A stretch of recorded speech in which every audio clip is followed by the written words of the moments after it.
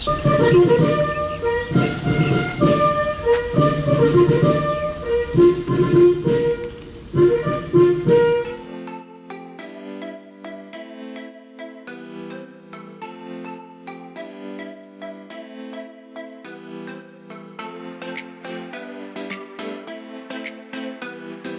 tiens à souhaiter la bienvenue aux 21 auxiliaires de proximité de cette 23e production.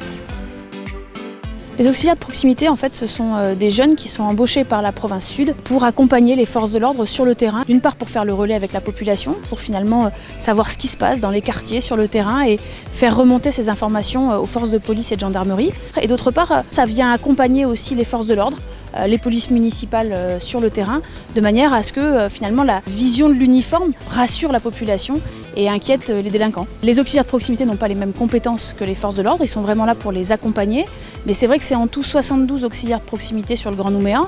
On imagine bien que sans ces 72 personnes, eh bien, on aurait moins de présence d'uniformes sur le terrain, on aurait moins de proximité avec la population, donc c'est extrêmement important d'avoir finalement ce nombre, cette puissance en termes humains. Et finalement, la province, avec ce programme, avec les auxiliaires de proximité, vient accompagner, vient ajouter de la sécurité à la sécurité.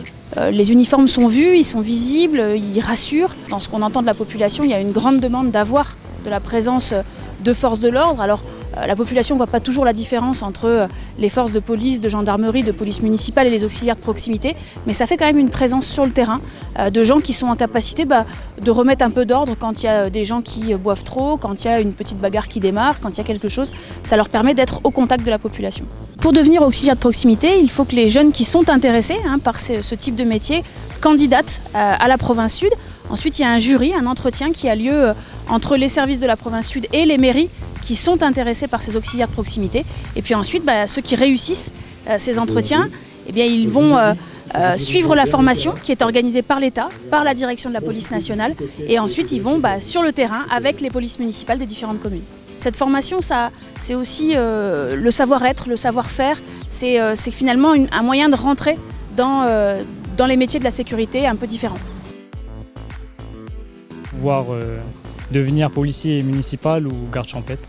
Non, franchement, c'est pas dur. Il faut être motivé, assez droit, un peu de droit pour connaître certains articles. Tout ce qui est code de déontologie de la police. Et puis voilà. Je m'occupe du poste de police sur Païta, l'accueil physique et téléphonique. La formation d'auxiliaire de proximité, oui, elle est accessible à tout le monde. Non, ça va, c'est pas trop dur. C'était un tremplin pour pouvoir rentrer dans la police. Je suis partie à la DEF, je voulais pouvoir rentrer dans la police, mais sans passer directement le concours, être déjà dedans. Du coup, la DEF, elle m'a envoyée vers cette formation-là, auxiliaire de proximité, et pouvoir après passer des concours et tout. J'ai bien aimé ma formation là-bas. On nous apprend déjà les bases comme l'armée, les rassemblements. Après, on a des cours sur plein de choses, les stupéfiants, la déontologie, plein de choses qu'un policier apprend, quoi.